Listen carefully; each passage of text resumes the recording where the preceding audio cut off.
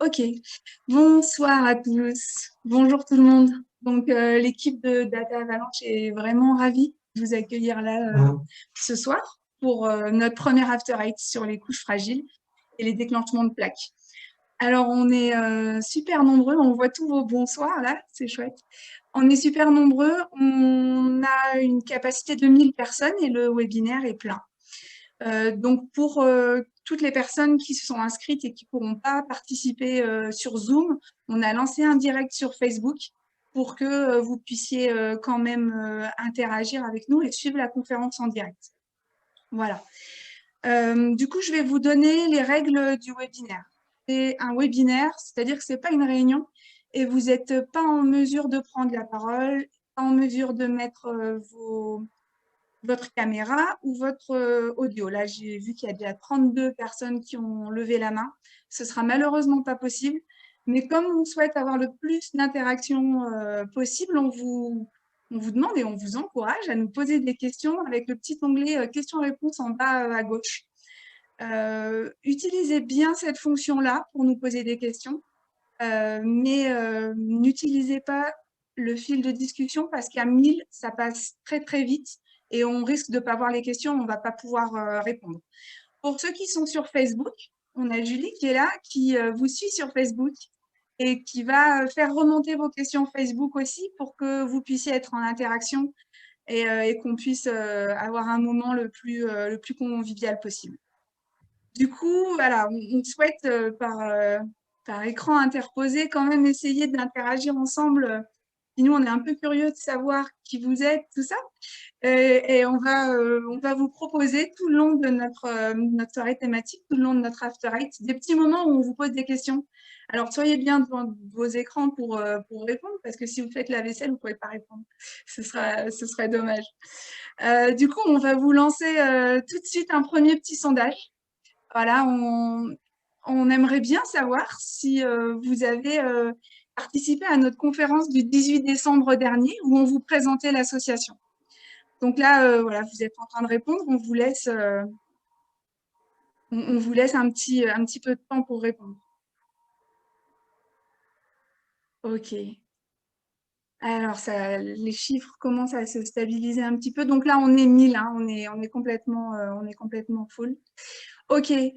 Donc, hop, je mets fin au sondage. Vous êtes environ 85% à ne pas avoir vu notre conférence du 18 décembre, donc c'est bien intéressant. Et vous êtes voilà, avec 15% à avoir participé à notre conférence. Donc, pour tous ceux qui n'étaient pas là, donc je vais peut-être partager les résultats, voilà, comme ça vous les voyez, je pense. Voilà, hop, j'arrête de partager. Donc, pour tous ceux qui n'étaient pas là, on va vous présenter en deux mots ce que c'est Data Avalanche. Donc, Data Avalanche, c'est une association indépendante qui a été créée en 2007 par une bande de copains. On est à peu près tous là, voilà.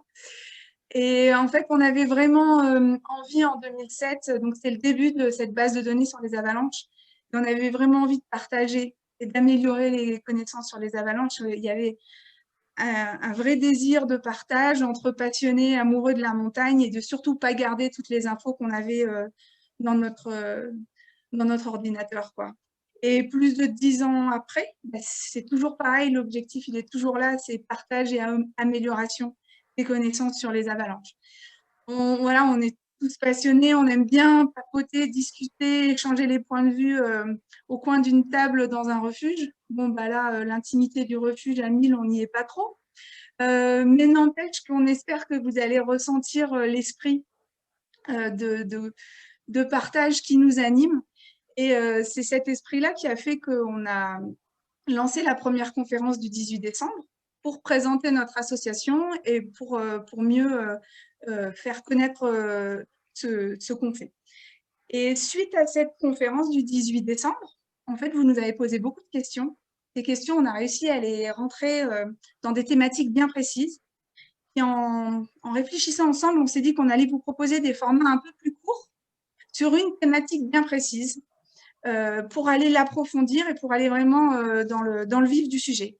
Et puis, pour avoir un lien sur ces soirées thématiques qu'on souhaitait vous proposer, on s'est dit qu'on allait les appeler des after eight. Alors pourquoi after eight? Bon, bah, parce que ça colle, hein, c'est après 8 heures, un premier début de soirée, puis parce on est gourmand en fait, et du coup, on aime bien le chocolat, et on a tous nos chocolats. Alors on vous encourage derrière vos écrans là, à croquer du chocolat en même temps que nous, voilà, parce que c'est bien pour le moral et c'est chouette le chocolat. Donc vous voyez, on est des gourmands à Data Avalanche. Donc aujourd'hui, on va vous parler donc des couches fragiles et des déclenchements de plaques. C'est essentiellement Alain Duclos et François Louchet qui vont nous faire la présentation. Le format des After Eight sera à peu près toujours le même, 30 minutes de présentation et ensuite place aux questions. Donc une bonne heure de questions pour que vraiment vous puissiez interagir avec nous et qu'on puisse répondre au mieux à vos attentes. Donc on va présenter, voilà, Alain qui est là. Donc Alain, il est guide de haute montagne. Il est aussi titulaire d'un doctorat sur les avalanches de plaques. Son boulot, c'est essentiellement en ce moment faire du conseil, et il y a du boulot en ce moment, hein, auprès de trois départements sur la sécurisation des routes départementales par rapport au risque avalanche. Alain, il fait aussi des formations pour l'ENSA, pour les guides, pour les moniteurs. Et il est aussi expert judiciaire quand il y a des accidents qui nécessitent une enquête de gendarmerie. Ensuite, on a François, qui était professeur, François Louchet, qui était professeur de physique de la matière condensée à l'Université de Grenoble. Il est spécialiste de la déformation des instabilités, de la rupture des solides et de la dynamique des systèmes complexes. Alors François, en fait, il rencontre une avalanche en 97 au Galibier et il décide d'appliquer ses outils et concepts théoriques à la compréhension du phénomène avalanche.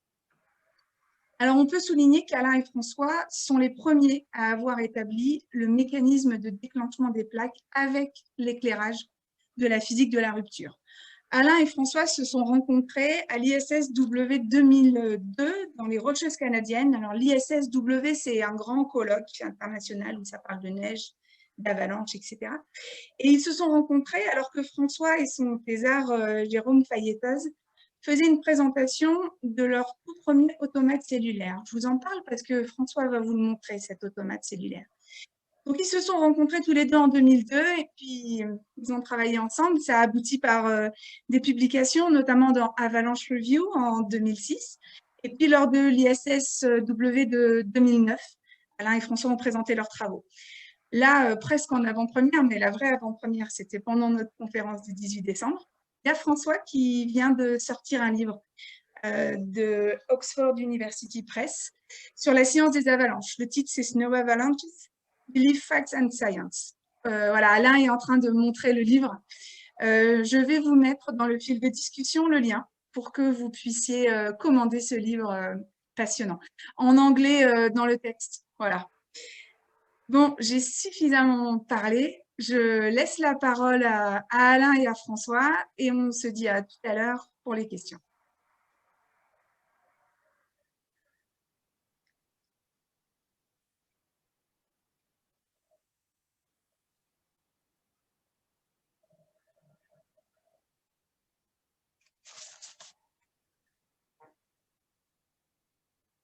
Alors Alain, il faut que tu réactives ton micro. Voilà, micro Super, activé. Est-ce que c'est bon? Est-ce que tu vois la présentation c'est parfait. en plein écran? Voilà, et ben très bien. Bonjour à tout le monde, hein, franchement. Je sais qu'on a beaucoup d'amis parmi vous, des amis présents, des amis futurs aussi.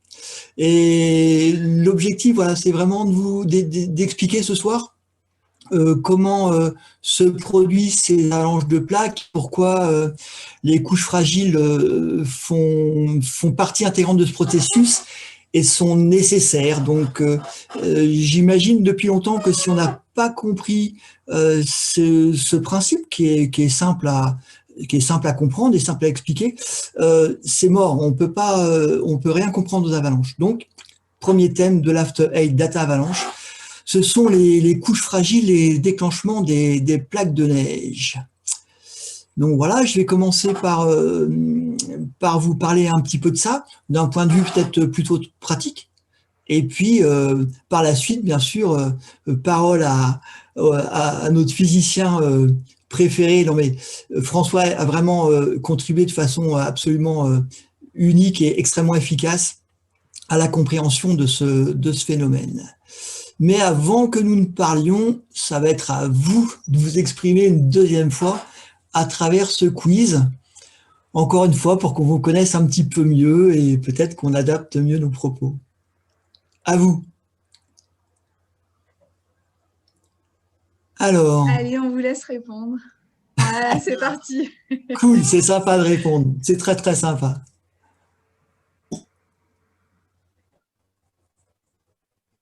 Ok, ça répond, ça répond. Alain, est-ce que tu vois les réponses qui arrivent Ouais, aussi dans ouais, le ouais, chat? je les vois. Ok. Alors, je vois les pourcentages, je vois les nombres aussi. De personnes, ouais, bien sûr. Ah, Sur 1000. c'est passionnant.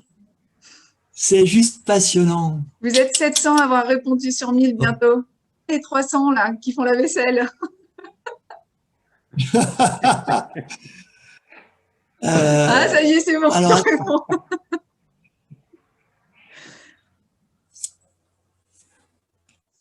Ok, bon, allez, il y a 90% des personnes qui ont répondu. Je mets fin au sondage et je partage les résultats. ok, ok. Voilà, Donc, je reprends la parole, Sarah? c'est parti. Ça marche. Yes. Donc c'est oui, oui, très intéressant. Donc on a une majorité d'entre vous hein, qui nous disent que c'est en lisant le BRA qu'on peut le mieux prédire les avalanches. Et puis un petit peu moins qui disent que c'est en examinant l'aspect du manteau neigeux, la neige compactée par le vent, par exemple, etc. Et puis encore un petit peu moins, 45%, moins de la moitié, qui disent que c'est en surveillant les conditions météo.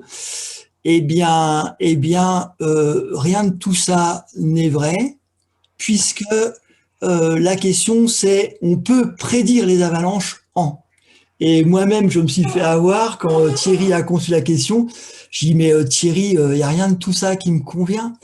Et en effet, Thierry rigole bien de ma méprise et me dit, bah c'est normal, tu m'as dit qu'on peut pas prédire les avalanches.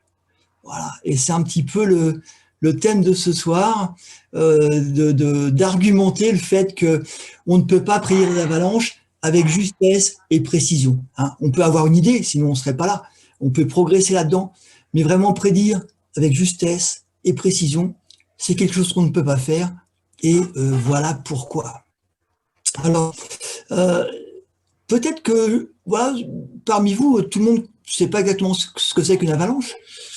Donc, on a retenu une vidéo là de l'an dernier hein, qui est excellente et qui montre une vraie avalanche et qui pose un certain nombre de questions.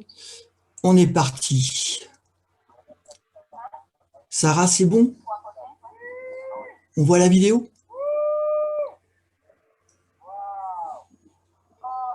C'est parfait.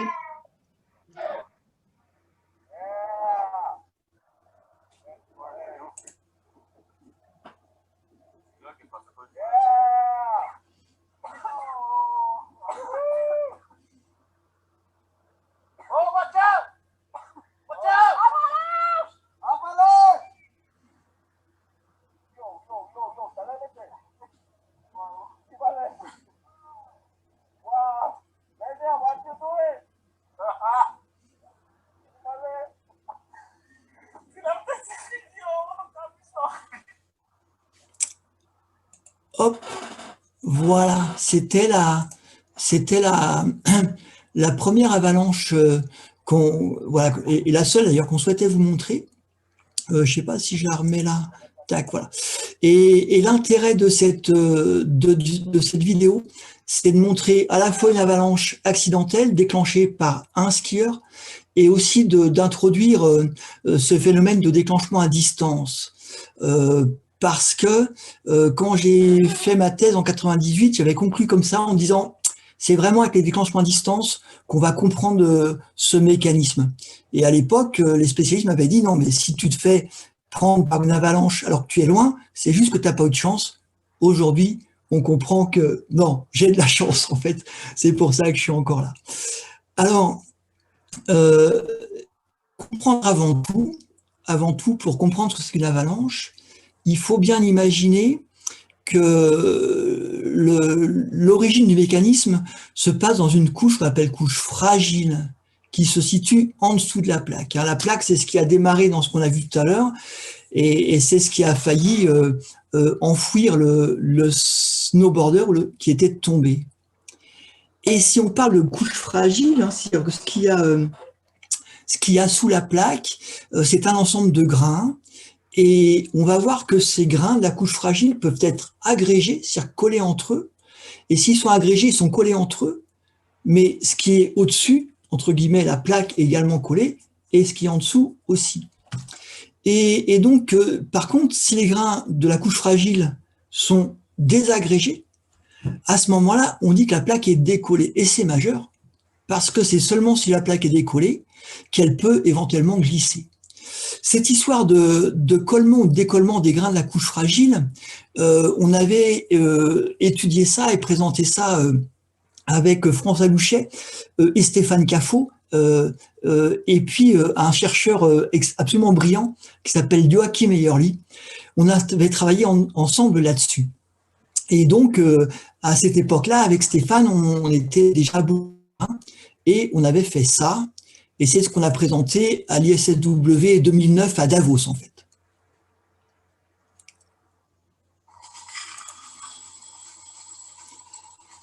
Donc, on remplit une bouteille avec des grains de couche fragile, avec des grains anguleux, avec des gobelets pour les spécialistes. Et après avoir rempli la bouteille, on enlève le bouchon. Et stupéfaction, on enlève le bouchon, les grains tiennent. Voilà. Et les grains tiennent entre eux, c'est-à-dire qu'ils sont agrégés jusqu'à ce que un petit choc provoque la désagrégation. Et cette désagrégation de la couche fragile, c'est ce qui se passe lorsqu'on est un skieur. Voilà. D'accord? Là, les grains sont désagrégés quand on les verse dans la bouteille, ils sont prélevés dans la couche fragile. Dans la bouteille, il y a le bouchon. Si on les laisse suffisamment longtemps, ils reviennent agrégés. Et c'est sous cet état agrégé qu'ils sont dans la nature, dans la couche fragile. Et cette désagrégation, c'est ce que vous allez voir. Donc, c'est ce qui se passe sous la plaque. Là, on fait un test au niveau logique. Et le test au niveau logique, en fait, c'est un modèle réduit d'avalanche. C'est-à-dire que on prend pas tout un versant, on ne sait pas faire ça. Par contre, avec Stéphane Caffot, avec Greg Kuba, depuis des années, on creuse la neige et de plus en plus on fait des tests. Donc là, on a creusé une tranchée dans un endroit, à proximité de l'endroit, il y avait une avalanche et on provoque un défaut. François reparlera de ça, on provoque un défaut dans ce que j'imaginais être la couche fragile. Et en fait, je me suis trompé. Vous verrez que si je fais un défaut ici, et c'est la couche fragile au-dessus qui se désagrège. Et vous verrez la plaque qui se décolle quand je tire dessus. Voilà une très belle vidéo faite par Greg Kuba, ce jour-là. Donc je provoque un défaut avec la scie,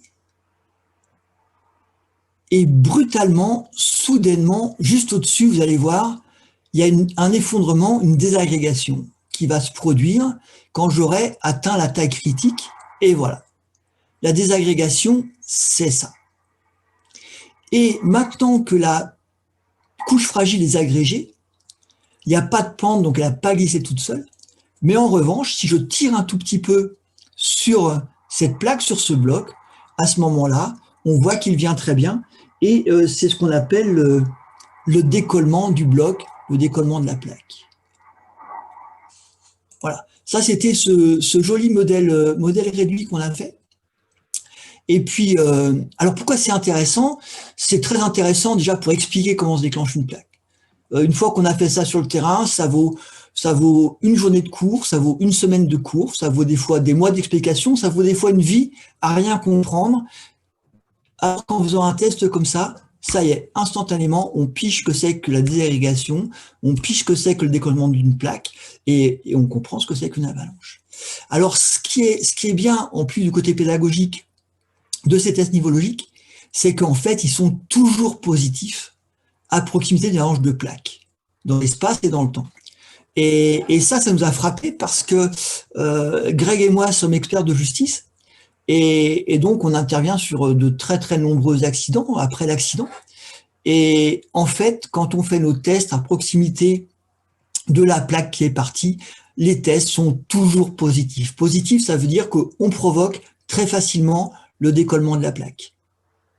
Alors, il se peut qu'un test soit positif et qu'il n'y ait pas de plaque qui se part dans le secteur.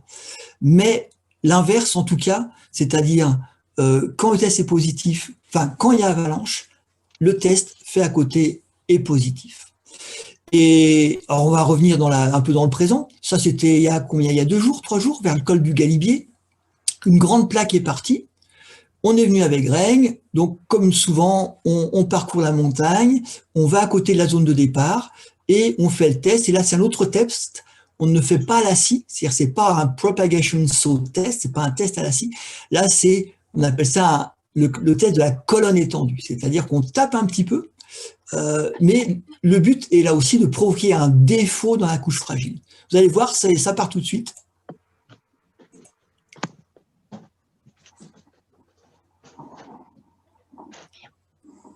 Voilà, c'était il y a 2 jours. Pardon, je vais y revenir parce que j'ai un peu loupé le... Voilà. Voilà. Le fait d'avoir tapé sur une petite tape sur un coin du bloc provoque la désagrégation de tout le reste. C'est ça qu'on appelle la propagation de rupture. Donc, le test est un bon modèle pédagogique, mais c'est aussi quelque chose qui illustre très très bien la capacité d'une désagrégation, d'une rupture à se propager dans la couche fragile et à décoller la plaque. Hop, un petit quiz. Est-ce que ça marche, Sarah? On est d'accord? On regarde si c'est absolument tout le monde a compris ou s'il y en a 2, 3 peut-être sur 1000 qui n'ont pas tout à fait pigé. On essaye. À vous. C'est parti. C'est parti. Vous êtes toujours 1000, c'est chouette. Allez, on se lance pour être à peu près certain qu'il y a des couches fragiles dangereuses dans le coin où je me trouve. Les indicateurs les plus fiables sont... Ah ben ouais, c'est cool. Donc vous avez bien écouté, c'est génial. Je vois les résultats là.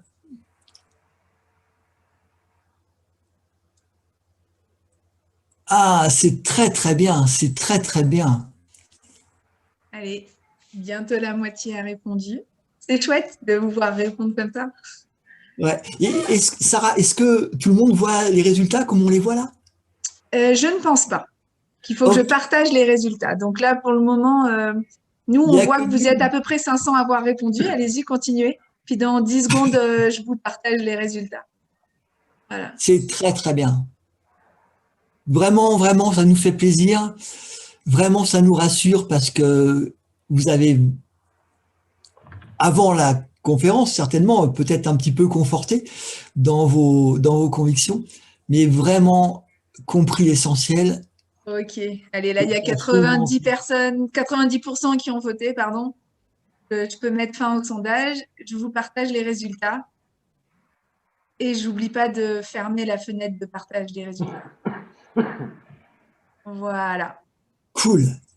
Cool. Donc, une majorité, il y a un petit progrès à faire quand même. Hein. Une majorité d'entre vous qui a dit qu'effectivement, pour être à peu près certain qu'il y a des couches fragiles efficaces, les tests nivologiques de propagation, c'est un bon indicateur. Je suis absolument d'accord. C'est vraiment, on parle bien de tests nivologiques de propagation. Hein. Ce sont des bons indicateurs. Mais à mon avis, il y a encore mieux, et ça, vous ne l'avez pas forcément dit, mais ça dépend des circonstances, tout ça. Donc, je vais voir les réponses. Tac. Alors, effectivement, ça, vous l'avez tous dit. Les tests nivologiques de propagation, c'est vraiment quelque chose qui marche bien, mais encore plus efficace, c'est l'observation du départ des plaques. Hein. S'il y a une plaque qui est partie, c'est que la couche fragile, sauf cas particulier des plaques de fond. Mais vraiment, le meilleur signe de danger d'avalanche, ce sont les avalanches. D'accord. Donc, test nivologique, OK. Observation de départ récent de plaques, OK. Les sondages au bâton, on aime beaucoup ça. On aime beaucoup ça avant de faire un test. Mais une limite, c'est qu'il est tout à fait possible de percevoir au bâton des fragilités, de suspecter des couches fragiles. Et puis quand on creuse, quand on fait le test, ben non, ce qu'on a ressenti au bâton, en fait, ça marche pas.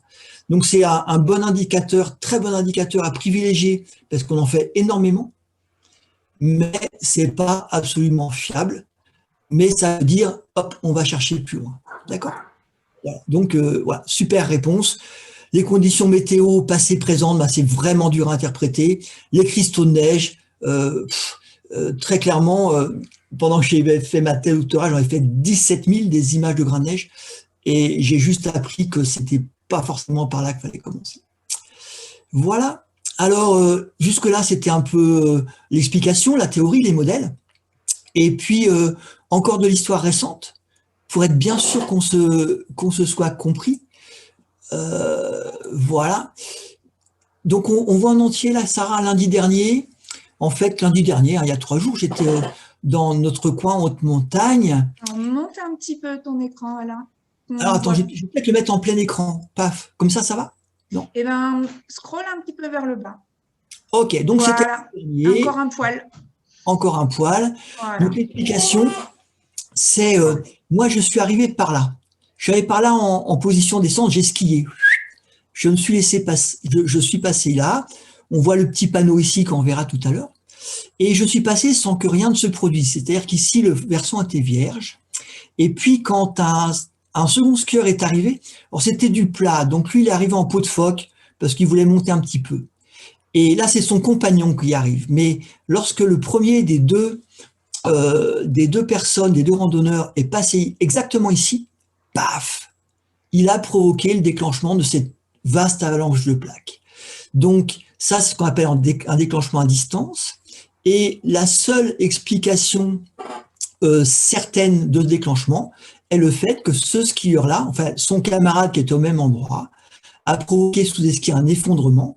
Cet effondrement qui correspond à la désagrégation de la couche fragile s'est propagé, s'est propagé, s'est propagé, et s'est propagé jusqu'à cette zone à plus de 30 degrés, où là, l'avalanche, la plaque qui était décollée, a tiré vers le bas, a provoqué cette seconde rupture ici, et la plaque a pu glisser.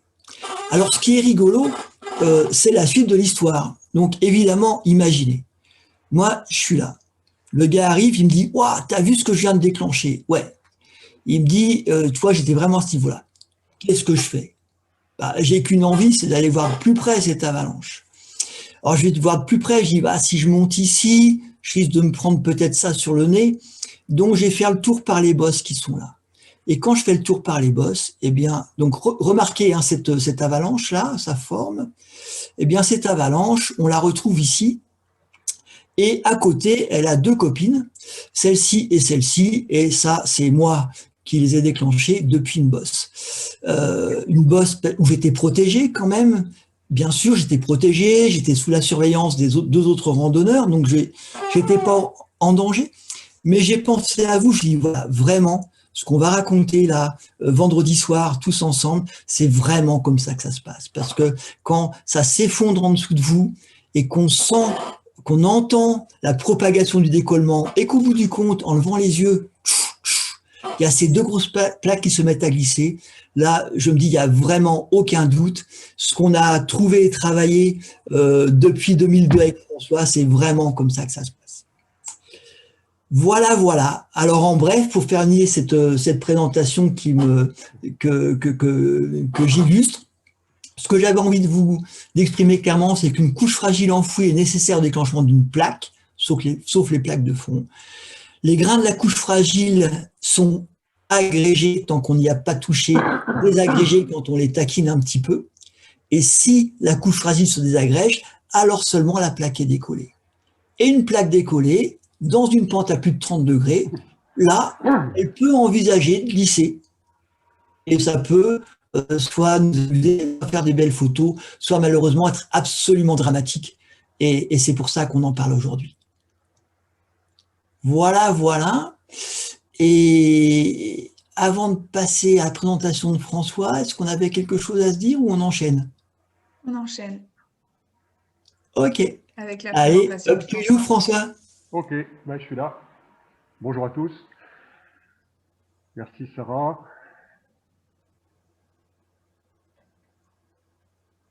Oui, tu peux scroller. Oui, voilà. Alors, on commence par le quiz aussi. Hein. Je Après, on précisera des lance. choses peut-être. Donc, une avalanche de plaques se produit. Hop là. Oui, voilà, je change de lunettes alors. Alors, attends. Ah, j'y vois rien moi là-dedans. Voilà, Voilà, ok, c'est ok. bon. Attends. Voilà, tu peux y aller, François. Donc, une avalanche de plaques se produit au passage de skieur parce que, alors choix multiple, son poids a alourdi la plaque, ce qui l'a fait glisser sur une couche de neige plus ancienne. Autre possibilité, il a amorcé en dessous de lui l'effondrement d'une couche fragile, s'est ensuite propagé sous la plaque avant son décollement puis son glissement. Ça se voit que vous avez écouté Alain tout à l'heure d'ailleurs. Coup de malchance totalement imprévisible, ça c'est bon, non, apparemment. Le roulement à billes, qu'on appelle aussi couche fragile, n'attendait que mon passage pour faire glisser la plaque. Bien, 22% pour ça, une énorme... Attends, ça fait pas 100% ça. Ça arrive, c'est un Ça tout arrive, petit peu d'accord. long à se mettre à jour. D'accord. Bon, apparemment, à une très très grande majorité, l'effondrement d'une couche fragile qui s'est ensuite propagé sous la plaque avant son décollement, puis son glissement. Bravo Alain, je crois que tu as été convaincant. Alors, je mets fin au sondage et Oui, je partage les résultats. d'accord, Voilà. voilà, 97%. C'est un score de dictateur, ça. Allez, je te laisse continuer. D'accord. Alors, attends, j'enlève ça. Bon, Vas-y, alors, François. donc je vais parler de la collapsologie d'une couche fragile. Alors, François, excuse-moi, on demande dans Oui. le fil de discussion si tu peux parler un tout petit peu plus fort. Ah oui, je vais essayer. Voilà. C'est bon comme Sinon, ça? c'est parfait. Ok. Collapsologie d'une couche fragile. Alors, la collapsologie, vous savez tous ce que c'est. C'est une science qui a pour but de décrire, de comprendre et de prévoir éventuellement un effondrement d'un système. Et donc là, le système, ça va être la couche fragile. Donc, tout ce qu'a dit Alain tout à l'heure, je l'ai schématisé de façon simpliste sur ce dessin. Alors, on voit en sombre la vieille neige. Par-dessus, en zigzag, c'est la couche fragile, c'est le château de cartes en fait, qui demande qu'à s'effondrer si on chatouille un petit peu. Et puis on a posé par-dessus ce château de cartes la plaque que j'ai schématisée par un ensemble de blocs reliés entre eux par des petits ressorts. Pourquoi? Parce que les blocs, c'est le poids que la plaque impose à la couche fragile. On verra à quoi ça sert tout à l'heure. Et les petits ressorts, c'est parce que, comme tout solide, une plaque, c'est élastique. Bon, c'est pas un élastique en caoutchouc, hein. C'est plus raide que ça, mais c'est quand même élastique. Et puis, ces petits ressorts, ils peuvent être fragiles et de temps en temps cassés, avec les conséquences que vous imaginez. Voilà. Bon, donc, la slide suivante, là, voyons, oui. Alors, pour qu'une plaque parte, il faut qu'il y ait quelque chose qui casse. Vous êtes d'accord? Et une fracture, c'est quelque chose qui est, par essence, discontinu. Le skieur de tout à l'heure qu'Alain a montré, c'est un type qui skiait de façon tout à fait continue, souple et jolie sur une pente, et puis il a provoqué quelque chose de discontinu. Alors ce truc-là, c'est quelque chose que Rantamplan n'avait pas l'air de savoir, apparemment, parce qu'il se fiait à son instinct, il allait tout droit, étant sûr d'avoir raison. Et donc la diapo suivante, on va voir ce qui lui arrive à ce pauvre Rantamplan. Une cause continue n'a pas toujours des conséquences continues. Et c'est un peu ce qui arrive dans une avalanche. Voilà. Donc, bon, on continue ça et je voudrais illustrer ça par deux images, je vais dire, d'un phénomène discontinu. Et je vais en profiter pour définir ce que c'est qu'une taille critique. Alors, je prends un robinet qui fuit. Qu'est-ce que c'est qu'un robinet qui fuit? C'est un robinet qui laisse passer un filet d'eau à gauche, là, un filet d'eau continu. Et quand ce filet d'eau essaie de sortir du robinet, eh bien, aux surprises, c'est pas quelque chose de continu, c'est une série de gouttes. Alors, pourquoi des gouttes? C'est toujours la même histoire. C'est toujours la compétition entre deux phénomènes. Il y a le poids de la goutte qui l'entraîne vers le bas, c'est ce que j'appellerais le moteur. Et puis il y a un frein. Le frein, c'est le fait que quand la goutte descend, on est obligé d'augmenter la surface entre la goutte et l'atmosphère. Et une surface, c'est une frontière, ça représente de l'énergie. Et donc, il y a une lutte entre ces deux facteurs, un moteur et un frein. Mais le problème, c'est que, enfin le problème, la solution plutôt, c'est que le volume de la goutte augmente plus vite que sa surface. Et donc le moteur, à un moment donné, devient plus puissant que le frein, et la goutte tombe. Il faut laisser la place à la suivante. Donc on voit qu'il y a une taille critique de goutte, au-dessus de laquelle on a une discontinuité, un phénomène qui se produit.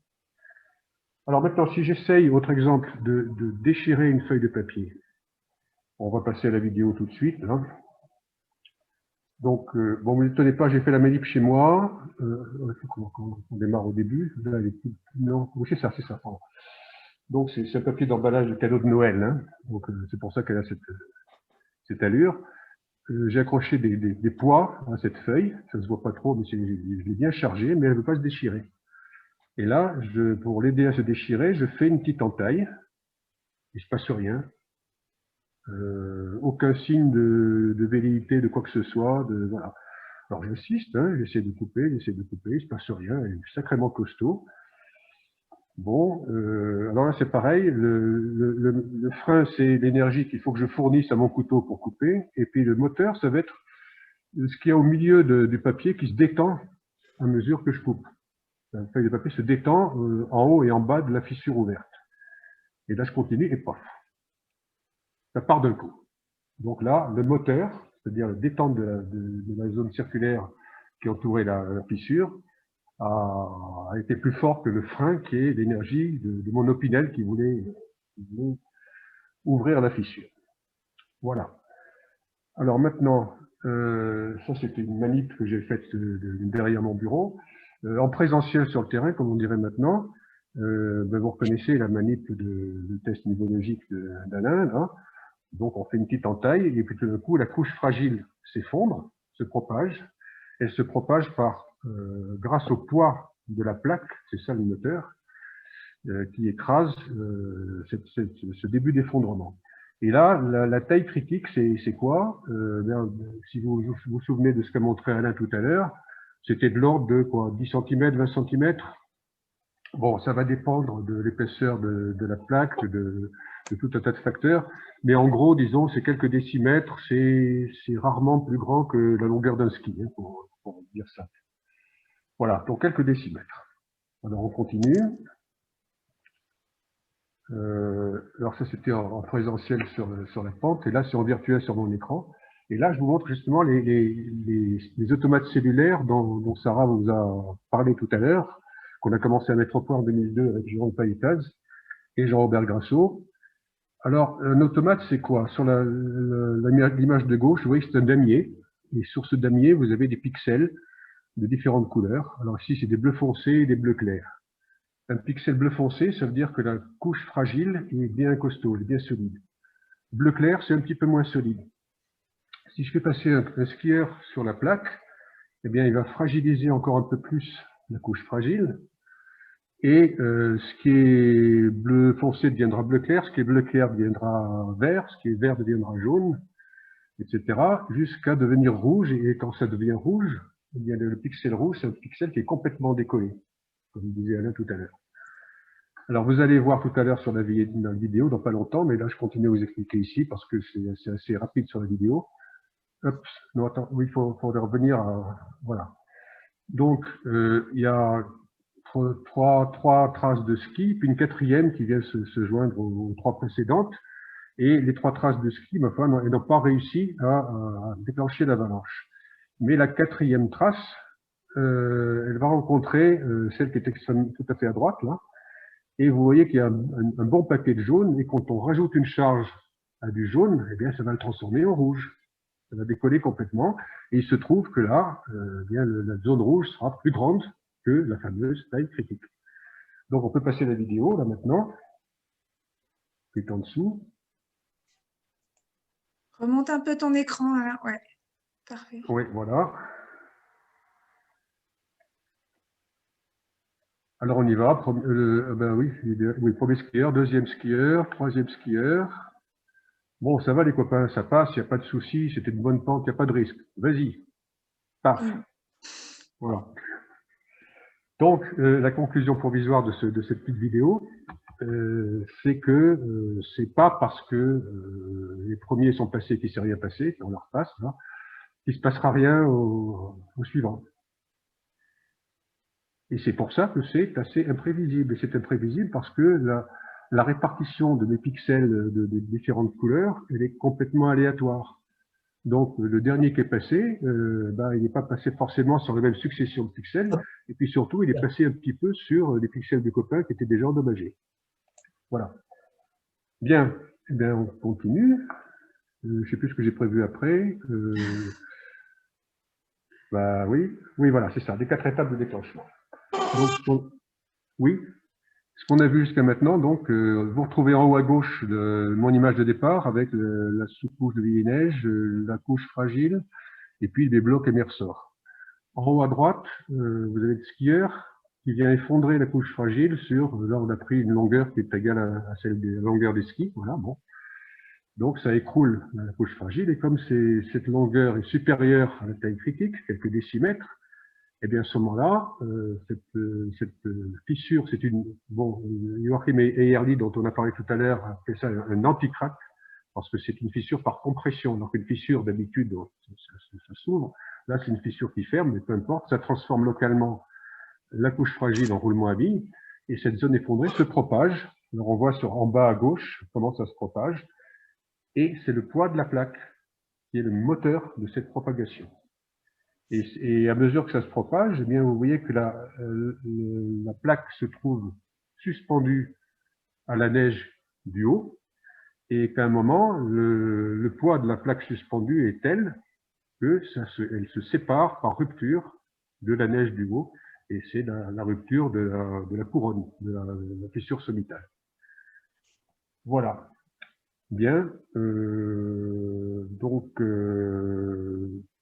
Une autre chose qu'elle a montré d'ailleurs, c'est que ce mécanisme-là explique que l'avalanche peut se déclencher à partir d'un brave chemin horizontal à proximité d'une pente à plus de 30 degrés. Alors là, vous avez un raquettiste, je ne sais pas comment on dit, faut pas qu'il le prenne mal, qui marche sur le fond de la vallée, bien tranquille, il se dit, il m'arrivera rien, c'est tout plat.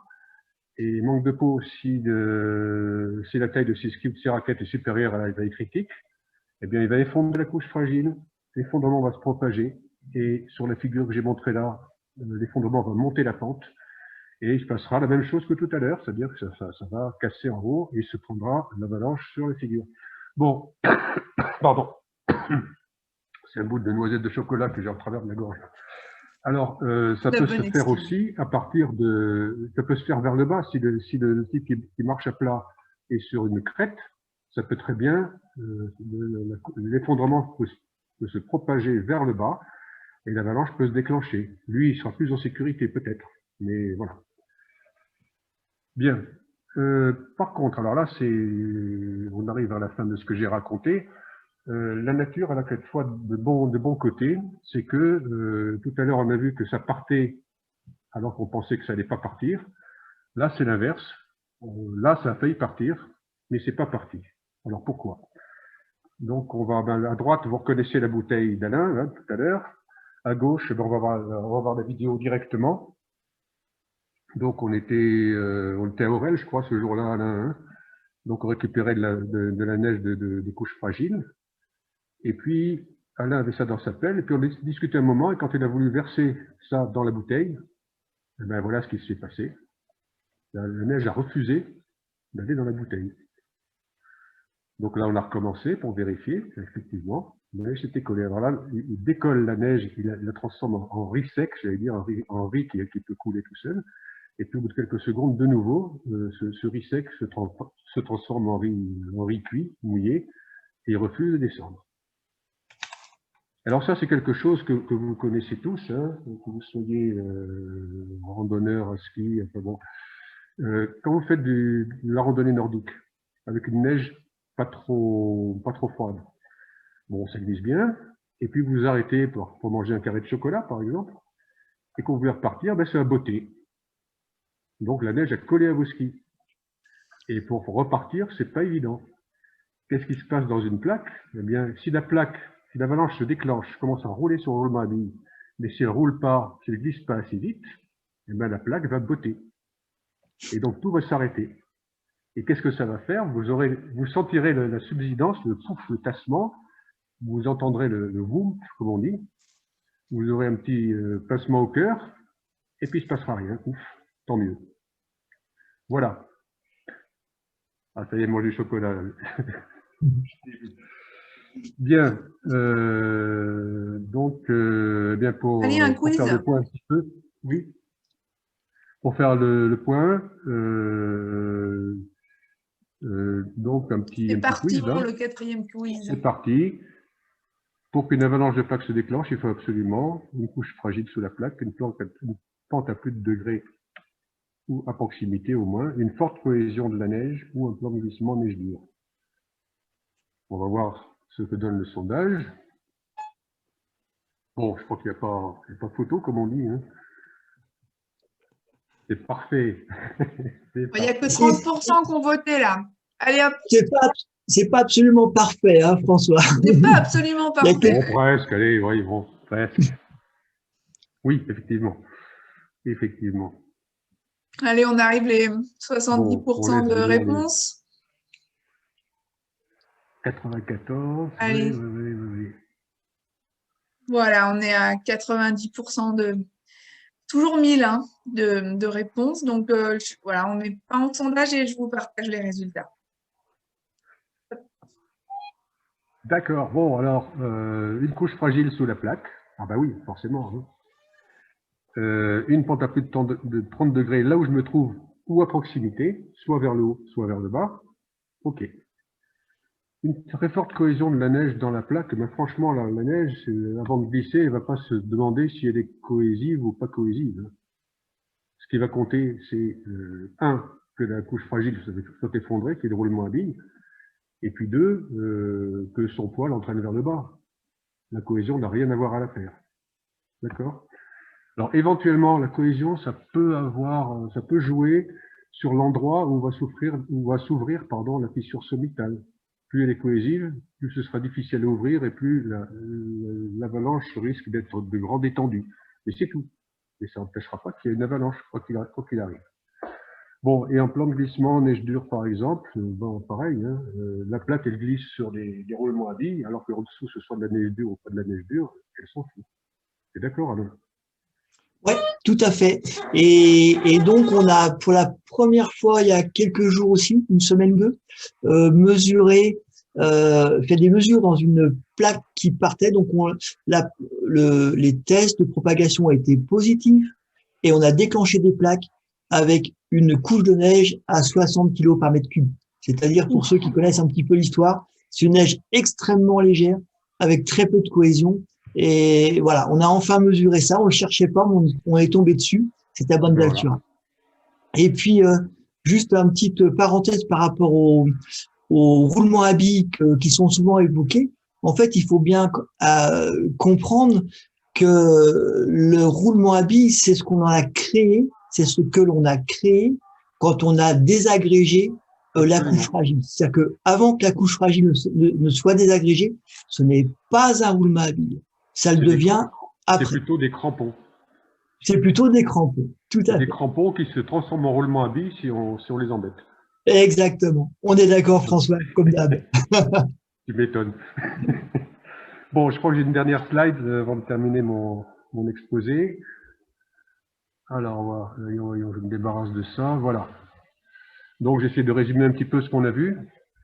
Donc, quand on pense que c'est bon, eh ben, ça peut partir quand même.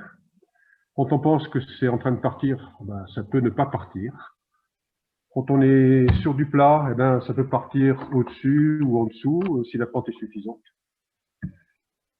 Ce qui déclenche, ce n'est pas l'addition du poids du skieur à celui de la plaque. Bon, 80 kg tout mouillé contre 2000, 4000 tonnes, j'en sais rien. C'est sûr que c'est pas parce qu'une mouche se pose sur un chalutier que ça va faire couler le chalutier. Hein. Et donc, le skieur, ce n'est qu'un simple interrupteur et pas autre chose. Et après, c'est la plaque, c'est le poids de la plaque qui travaille, qui propage l'écrasement et qui permet à la plaque de partir. Et bon, un petit truc qui est peut-être non pas très anecdotique, ça va illustrer ce que disait Alain tout à l'heure. Hein. on a en général plus de chances de déclencher à pied qu'à ski, parce que quand on est à pied, notre poids se concentre, la pression est plus forte et on peut plus facilement atteindre la couche fragile et endommagée, alors qu'à ski, on étale le poids sur une grande surface et donc la pression est moindre et on protège plus ou moins hein, la couche fragile. Voilà, alors à manipuler quand même avec des pincettes parce que ça dépend des cas, etc. Et François, voilà, je pense que c'est à peu près tout. Oui. François, mon expérience de mardi dernier illustre ça aussi dans la mesure où, contrairement à ce que l'on pense souvent, un skieur à la montée qui appuie d'un pied sur l'autre, puis d'un pied sur l'autre, peut être beaucoup plus traumatisant pour la couche fragile qu'un skieur qui descend sur ses deux skis. Avec son poids étalé sur les deux skis à la fois. À la fois. Absolument. La pression est divisée par deux. Donc pour nous, pratiquement, c'est important de savoir que on est très vulnérable à la montée. Parce qu'on n'est pas agile, bien sûr, mais aussi parce qu'on a plus de probabilité de déclencher, d'amorcer la rupture et de déclencher la plaque quand on monte que quand on descend, en fait. Absolument. À une nuance près, si je peux me permettre, c'est qu'à la descente, on ne skie pas forcément tout doux et on peut donner des impulsions dans les virages secs. Et on peut aussi tomber. Et on peut aussi tomber. Et une impulsion, c'est beaucoup plus, comment dire, l'impulsion, c'est pas le simple poids statique, c'est beaucoup plus important que ça. Ça peut être plus important que ça. Voilà. Voilà. Merci. Alors, Julie, c'est à toi, c'est ça? Alors, donc voilà, c'était les présentations un petit peu de ce qu'on avait envie de vous montrer, François et moi. Et ouais, je dois dire que c'est un bonheur de présenter ça avec François parce que c'est vraiment quelque chose qu'on a établi ensemble. Et je rappelle que tous ces principes physiques sont dans le livre de François qui vient de sortir en anglais pour l'instant et peut-être pour un moment, d'après ce que tu me disais, François. J'arrête donc mon partage d'écran et je vous repasse la main. Alors, on va laisser petite Julie nous parler de Data Avalanche, la base de données. Merci à Alain et François pour cette présentation. Avant de passer à la partie questions, voilà, je voulais juste attirer votre attention et vous rappeler un petit message qu'en fait, pour nous, la progression dans la prévision des avalanches passe nécessairement par l'enregistrement des avalanches. Donc, voilà, j'insiste sur le fait de bien nous faire parvenir toutes vos observations d'avalanches sur notre site internet. Donc, sur la page d'accueil, vous trouverez signaler une avalanche. Donc, n'hésitez pas à nous faire suivre, à contribuer à notre base de données avec vos observations. Maintenant, je vais laisser la parole à Thierry. Donc, Thierry, c'est notre randonneur préféré, averti et très aguerri. J'espère qu'il a écouté attentivement la présentation. On connaît son esprit de synthèse, donc on va le laisser nous exprimer ce qu'il a compris de la présentation de François et Alain. Merci Julie. Alors bonsoir à tout le monde, oui. Alors moi j'ai la difficile tâche de résumer en quelques mots ce que Alain et François ont mis presque une heure à expliquer, mais on va essayer. Alors moi qu'est-ce que j'ai retenu? J'ai retenu, alors donc, moi je suis un peu le candide de l'affaire, hein. Je ne suis pas guide, je ne suis pas physicien, voilà. Moi je fais de la montagne depuis longtemps. Ça, c'est pas forcément un gage de sécurité. Accessoirement, c'est notre webmaster quand même. Hein. Oui, un peu d'informatique, voilà, ça aide pas beaucoup. Quand même, oui. Quand même. Alors, moi, qu'est-ce que j'ai retenu? La première chose que j'ai retenue, c'est qu'on ne peut pas prédire les avalanches. Bon, ça, c'est pas une bonne nouvelle, parce que, voilà, bon, c'est comme ça. On aurait bien aimé un truc qui nous dit, là, aujourd'hui, c'est bon, enfin, demain, c'est bon, demain, c'est pas bon. Tant pis, il va falloir faire avec. Ça pimente un peu, mais voilà, bref. Alors, qu'est-ce que j'ai compris du déclenchement? En écoutant Alain et François, alors j'avais un petit peu préparé ce que j'allais dire, et puis en fait, en écoutant Alain et François parler, je ne vais pas du tout dire ce que j'avais préparé. En fait, la couche fragile, donc il faut une couche fragile pour que l'avalanche se déclenche, ça on est d'accord, tout le monde est d'accord, tout le monde a répondu juste au quiz et tout ça, formidable. Alors, qu'est-ce que c'est qu'une couche fragile? Ben, pour moi, une couche fragile, maintenant, je crois que je vais voir ça un peu comme des petites bêtes qui sont sous la neige. Là. Des petites bêtes avec des crocs, là, j'ai entendu parler de crampons. Donc, elles sont là et elles sont agrippées les unes aux autres, elles aiment bien. Et puis, elles sont aussi agrippées à la neige qui est au-dessus d'elles. Et puis, il y a un truc qu'elles n'aiment pas, ces petites bêtes, c'est être dérangées. Et donc, quand on les dérange, qu'est-ce qu'elles font? Elles se roulent en boule, vous savez, comme le hérisson. Là. Et, donc, elles se roulent en boule. Et du coup, bah, elles ne sont plus accrochées à la neige d'au-dessus, elles ne sont plus accrochées entre elles. Et au contraire, elles se transforment en truc où ça roule. On parlait de roulement à billes. Et la neige qui est dessus va rouler. Et si la pente fait plus de 30 degrés, ça va glisser. Voilà. Alors, des fois, ça ne part pas, hein, pour les raisons que François a expliquées. Des fois, il y a un skieur qui est passé, et puis il est passé vite. Et puis, il y avait beaucoup de neige au-dessus des petites bêtes. Donc, il y en a une ou deux qui se sont roulées en boule. Les autres n'ont pas bougé. Elles n'ont pas compris que quelqu'un était passé. Elles ont dit qu'est-ce qui se passe? Bon, on ne sait rien. Et puis, au deuxième skieur, il y en a d'autres qui se mettent en boule. Et puis, c'est un peu, vous savez, comme le troupeau de moutons. Là. Il y en a 2-3 qui se mettent en boule. Les autres, elles font pareil. Et elles se roulent toutes en boule. Et ça y est, c'est fini. C'est le drame. Voilà. En gros, en résumé de façon plutôt pas du tout scientifique. Parce que moi, j'ai compris de comment les plaques se déclenchent. Voilà, j'avais d'ailleurs un dernier truc à ajouter, c'était ce mot plaque qui me met un peu mal à l'aise, parce que si j'ai bien compris, il n'y a pas du tout d'histoire de plaques, c'est de la neige extrêmement poudreuse, qui ne fait pas du tout des plaques, genre plaques à vent, comme ce qu'on connaît tous, avec de la neige fritée, avec une très grosse cohésion. Là, voilà. Donc, je ne sais pas si le mot avalanche de plaques, il ne faudrait pas s'en débarrasser, quoi. C'est des avalanches. Plaque, voilà, c'est tout ce que j'avais à dire. Super, merci Thierry. Alors on va passer aux questions-réponses. Le temps passe super vite, le nombre de questions augmente super vite aussi. On a dit qu'on se donnait jusqu'à 22 h. On va peut-être essayer de répondre au maximum de questions. Est-ce qu'on ne pourra pas répondre? On essaiera peut-être de faire quelque chose sur notre page Data Avalanche. Donc moi alors avant tout, il y a Greg et il y a Fred qui sont là avec nous et qui peuvent réactiver leur micro parce qu'ils vont répondre avec Alain et François aux questions. Alors Greg est guide de haute montagne, il est ancien pisteur secouriste. Voilà, il est aussi titulaire d'un Master 2 en droit où il a fait un mémoire sur la responsabilité en cas d'avalanche. Il est aussi expert du judiciaire en cas de pépins et d'enquête de gendarmerie. Et il travaille comme nivologue l'hiver en compagnie d'Alain pour faire du conseil et d'expertise pour la sécurisation des routes des départements. Ensuite, on a Fred qui est enseignant-chercheur au laboratoire Listic à l'Université Savoie-Mont-Blanc, à Annecy. Il travaille sur le traitement des données et sur les méthodes d'aide à la décision. Et il collabore avec nous, avec Data Avalanche, entre autres, pour formaliser la méthode de vigilance encadrée. On va pouvoir peut-être en parler 2 mots, mais ce n'est pas le sujet d'aujourd'hui, qui s'appelle Cristal. Voilà, donc François, Alain, Greg et Fred vont pouvoir répondre à vos questions. Moi, je vais prendre les questions de Zoom. Julie va prendre les questions de Facebook. Et on vous demande de nous poser bien des questions sur le sujet, couche fragile et déclenchement de plaques. Si vous nous posez des questions sur le BRA, c'est bien, mais on y répondra pas parce que c'est hors sujet.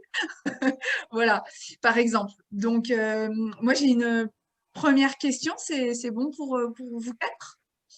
OK. Première question. Comment repérer les couches fragiles sur le terrain concrètement? Ok, ben je peux essayer de répondre à ça. Pour repérer les couches fragiles sur le terrain, en fait, c'est la première chose, c'est quand on se déplace en ski, des fois on entend des grands vloufs sous nous. C'est signe qu'il y a un effondrement dans une couche fragile, donc même sans creuser, sans rien, quand on entend ce bruit-là, c'est signe qu'il y a des couches fragiles. Une deuxième chose qui permet de les repérer très facilement, c'est quand on voit des avalanches qui sont produites très récemment ou quand on en voit une en direct devant nous. Comme maintenant qu'on sait qu'il n'y a pas d'avalanche de plaques sans couche fragile, si une avalanche est produite devant nous, c'est qu'il y a des couches fragiles. Donc en fait, c'est assez simple dans ces cas-là de savoir qu'il y a des couches fragiles dans le secteur, en tout cas où s'est produit cette avalanche. Après, si on ne voit pas forcément concrètement les avalanches, dans un premier temps, on va faire des tests de bâton, c'est-à-dire qu'on va planter son bâton dans la neige. Ce bâton, comme une sonde, en fait, va y avoir une certaine résistance quand on va l'enfoncer dans la neige, puis des fois, on a l'impression que ça s'effondre, que c'est creux dessous. Ce n'est pas un signe absolu qu'il y a une couche fragile qui peut être dangereuse, mais ça peut nous faire tiquer, ça peut nous faire savoir qu'il y a peut-être une couche fragile sous nos pieds. Et bien sûr, la dernière chose qui permet de repérer s'il y a des couches fragiles sous nos skis, c'est de creuser, donc de faire des tests nivologiques. Et les tests nivologiques, c'est ce qu'on a vu tout à l'heure sur la petite vidéo d'Alain, sur une photo de François. C'est-à-dire que ça consiste à faire creuser un trou. On peut faire déjà des colonnes et taper dessus avec la pelle, des petites colonnes de 30 cm de côté qui vont quasiment jusqu'au sol. Taper dessus et là où ça s'effondre, là où il y a une rupture, c'est qu'il y a une couche fragile. Et ensuite, si on fait des grands tests où on va faire des tests de propagation, soit avec la scie, soit en tapant dessus, c'est ce qui permet de savoir si effectivement ça peut se propager. Donc voilà, en fait, pour repérer s'il y a des couches fragiles sous nous, il y a déjà l'observation, ce qu'on entend, ce qu'on voit, mais après, c'est pas compliqué. Enfin, c'est pas compliqué. Il faut creuser, en fait. Il n'y a pas d'autre solution. Voilà, je crois que j'ai répondu à peu près à la question. Je vais poser la deuxième question là, qui nous est parvenue. Avec tout ce que vous venez d'évoquer là sur les couches fragiles, comment les données sont-elles utilisées et comment sont-elles traitées? Peut-être que Fred peut nous répondre là-dessus. Oui, alors j'en profite pour vous dire bonjour. Donc en fait, quand on parle de données là, ce soir sur les couches fragiles, c'est donc les tests de propagation que Greg vient de vous parler. Donc Alain vous a parlé de ECT, test de colonne étendue, de PST, donc test de propagation à la scie. Tout ça, en fait, si ça ne vous parle pas trop, parce que c'est quand même des choses un peu nouvelles, il y a un Mich Live de l'année dernière, donc, qui a été fait par Tony Lamiche et Greg et Alain, qui vous présente en fait le protocole de test à mettre en œuvre, et puis surtout, qu'est-ce qu'on peut retirer de ces informations, de ces tests. Alors, Greg et Alain, en fait, font ces tests depuis de nombreuses années, et pour l'instant, ces tests, ils sont formalisés par des vidéos. Ces vidéos, vous pouvez aussi les retrouver sur la chaîne YouTube de Data Avalanche. Donc, quasiment à chaque fois que Greg et Alain font un test, ils se filment, ils font une vidéo du test. Donc, vous pouvez quand même avoir déjà un premier niveau d'information assez intéressant pour savoir quel est l'état du manteau neigeux, est-ce qu'il y a propagation ou pas sur un secteur donné. Et puis, justement, cette année, on a voulu aller un peu plus loin.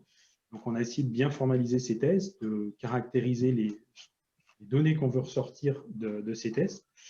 Et puis, actuellement, il y a une application qui a été faite pour rentrer ces données de tests et que ces données soient envoyées à Data Avalanche. Donc, tous ces tests sont stockés dans la base de données de Data Avalanche, au même titre que les observations. Par contre, au jour d'aujourd'hui, ces données, elles ne sont pas publiques. C'est-à-dire qu'il n'y avait pas accès directement. Pourquoi? Parce qu'il nous faut un peu du temps en fait, pour les traiter, ces données. Ces données ne sont pas forcément très faciles à interpréter pour quelqu'un pour quelqu'un de novice. Donc nous, ce qu'on aimerait en fait, c'est vous fournir une synthèse qui vous présente un état des lieux le plus précis possible et automatisé de ces résultats de test. Donc ça va mettre un peu de temps. Et donc c'est pour ça que cette année, il n'y a rien de public là-dessus. Par contre, en fait, vous les utilisez quand même de manière implicite, ces données, puisqu'il y a une quinzaine de guides qui ont été formés en début de saison pour réaliser ces tests, en plus de Alain et Greg. Et toutes ces données sont également fournies à Météo France, puisque cette année, en fait, le BRA cette année, les stations étant fermées, les pisteurs ne remontent très peu d'infos à Météo France. Et donc, tous ces tests servent également à Météo France pour affiner leur BRA. Et donc ça a été fait sous l'impulsion du SNGM et de Christian Jacquier, donc du syndicat des guides de montagne, syndicat national des guides de montagne. Et donc cette année, il y a eu une convention entre Météo France et le syndicat pour que les guides puissent fournir ces données de test à Météo France et que vous en profitiez tous par le biais d'un BRA plus précis, puisque ces données sont un peu différentes que ce que fournissent les pisteurs en général. Voilà. Ok, merci Fred. J'ai une question là de personnes qui s'interrogent sur le fait qu'il y a quand même des plaques qui glissent sur un plan dur sans couche fragile. Point d'interrogation. Je peux répondre? Ouais. Ouais, effectivement, c'est une approximation, on va dire. Par exemple, en ce moment, beaucoup de gens nous parlent ou signalent des plaques qui seraient parties sur le terrain. Et non, c'est faux. Nous, quand on regarde de près, c'est ce qu'on a vu encore aujourd'hui à Tignes, là, on a le terrain, et sur le terrain, il y a une couche fragile. Et c'est cette couche fragile qui s'est effondrée, qui s'est désagrégée, et qui a permis de faire la plaque. Donc, effectivement, cette confusion vient de là. C'est-à-dire qu'une fois que l'avalanche est partie, elle a raclé un petit peu tout. Donc, on peut voir le terrain, on a l'impression que l'avalanche est partie sur le terrain, mais c'est pas vrai. Elle est partie sur la couche fragile. Même chose sur glacier. Et puis, ce qui peut participer à cette croyance aussi, c'est que quand on va sur une avalanche qui a déboulé quelque temps auparavant, en fait, la surface sur laquelle l'avalanche s'est écoulée a vite durci. Mais elle a durci parce que il y a X milliers de tonnes qui ont déboulé à 100 km/h sur la neige. Donc après une avalanche, effectivement, on a souvent un plan qu'on peut appeler plan glissement qui est dur, mais il n'existait pas auparavant. Donc non, le plan dur n'est une condition ni nécessaire ni suffisante pour que l'avalanche démarre. En revanche, la couche fragile, elle, existe bien toujours, sauf dans le cas des plaques de fond, qui est un cas à part. Merci Alain. Julie, est-ce que tu peux remettre ton micro? C'est mieux. Voilà. Merci Sarah. Donc, on avait une question. Quels sont les facteurs de formation de la couche fragile? Alors, je vais compléter ta question, Julie, parce que j'ai beaucoup de questions dans ce sens. J'ai beaucoup de questions sur comment se forment des couches fragiles, comment elles évoluent et est-ce qu'elles peuvent être temporaires? Et est-ce qu'elles dépendent également du terrain? On a également cette question.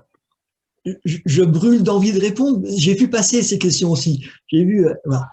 Et donc, je vais essayer d'y répondre brièvement. Pour qu'une couche fragile se forme, en fait, le principe est très simple.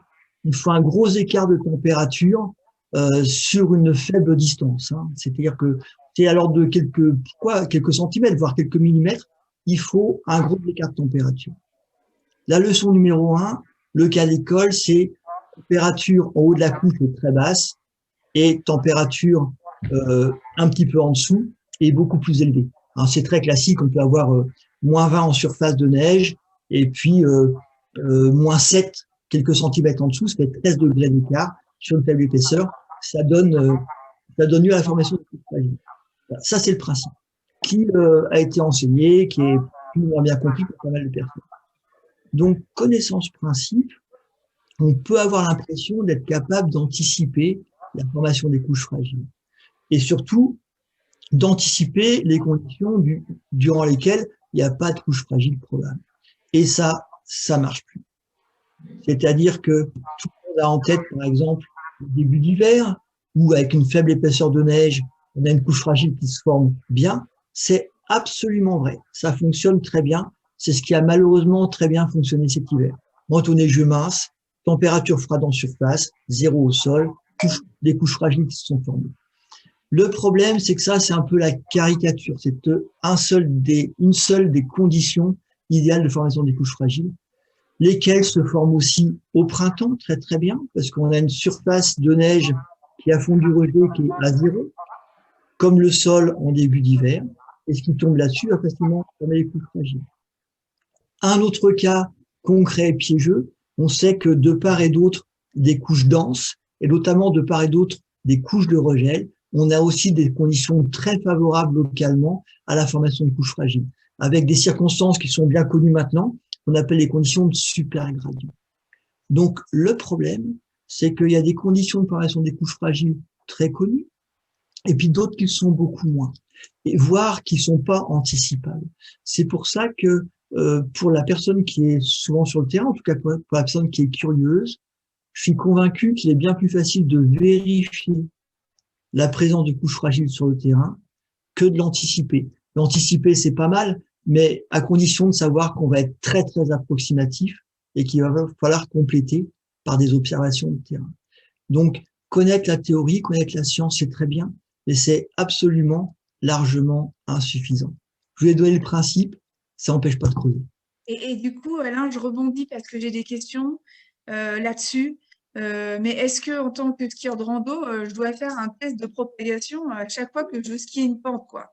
Je Alors, fais quoi une concrètement? excellente question. Excellente question. On va s'acheminer aussi là vers là. Je veux pas manger tout le temps, mais j'étais le week-end dernier, j'encadrais la formation de guides suédois hein, qui sont venus voilà, me voir pour apprendre un petit peu. Et notre conclusion, c'était que il vaut bien mieux 0 test nivologique qu'un seul. Sur une journée, on en a fait 7 des tests avec des résultats différents. Et il était absolument clair que si par malchance, on en avait fait même que 2, mais entre guillemets au mauvais endroit, on aurait eu une perception erronée de l'instabilité.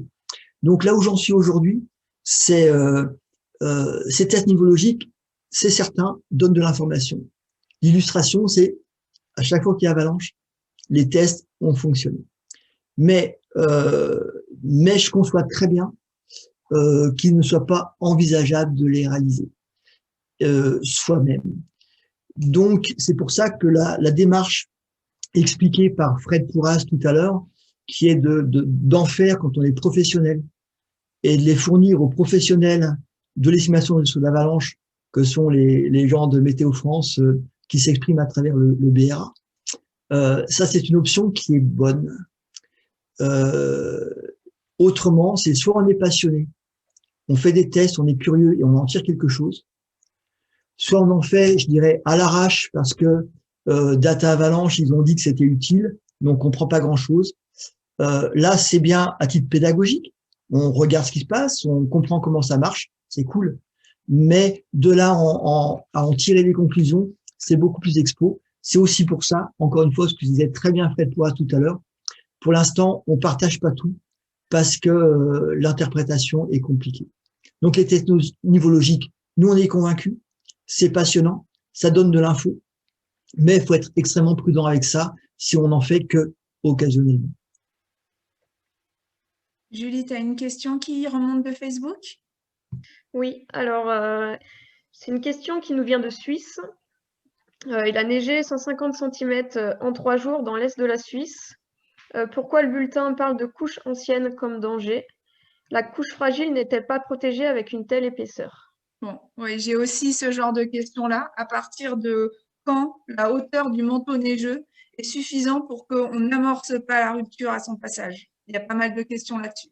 C'est différent. Je crois que c'est différent. Mais Greg, hein, tu peux... Allez, à toi. Voilà, je remets mon micro. Alors, c'est intéressant comme question et ça revient très très souvent, c'est vrai, quand on fait des formations. À partir de quand, à quelle hauteur de neige? En gros, ça, le skieur est isolé de la couche fragile. Il y a eu des tentatives de recherche pour ça. Il y a quelque chose qui s'appelle le Bridging Index, qui donne un petit peu une pseudo-solution. Je dis une pseudo-solution parce que ça donne un chiffre, ça donne la sensation de croire, d'avoir la vérité. Mais en fait, quand on regarde vraiment le terrain, il n'est jamais pareil. Le terrain est constamment, il fait l'accidenté dans tous les sens. Et la hauteur de neige entre la surface et par exemple une couche fragile, en tout cas identifiée, elle est vraiment variable en quelques mètres. Et en fait, quand on skie, on ne sait jamais quelle hauteur de neige on a sous les skis. Donc, il est peut-être tombé à 1,50 m de neige là-bas en Suisse, dans l'est de la Suisse. Mais je suis certain qu'il n'y a pas 1,50 m partout au-dessus de la vieille neige. C'est-à-dire qu'il y a des endroits, il y a peut-être 3 mètres de neige parce qu'il y a eu du vent. Il y a des endroits, il n'y a peut-être que 10 cm. Et en fait, quand on skie, on ne sait pas quelle hauteur de neige on a. Donc, il faut partir du principe que s'il y a une couche fragile qui est potentiellement active, s'il y a des avalanches, on risque de la faire déclencher. Voilà, je réponds peut-être à côté de la question. Je pourrais entrer dans le vif du sujet du Bridging Index, mais je n'ai pas envie de monopoliser tout le reste de la soirée pour expliquer ça, peut-être. Je ne sais pas s'il faut rentrer là-dedans. Vous en pensez quoi? François avait critiqué un article là-dessus. Si tu veux dire 2 mots, François, sur la physique. Réactive ton micro, François. François, ton micro. Oui, voilà, ça y est, c'est bon. Vous m'entendez? Oui, bon, alors effectivement, ce qui m'avait un peu dérangé dans ce qu'on disait dans la littérature là-dessus, c'est qu'on confondait plusieurs grandeurs physiques, à savoir une grandeur qui caractérisait la raideur de la plaque et une autre qui caractérisait sa facilité d'enfoncement quand on marche dessus, par exemple.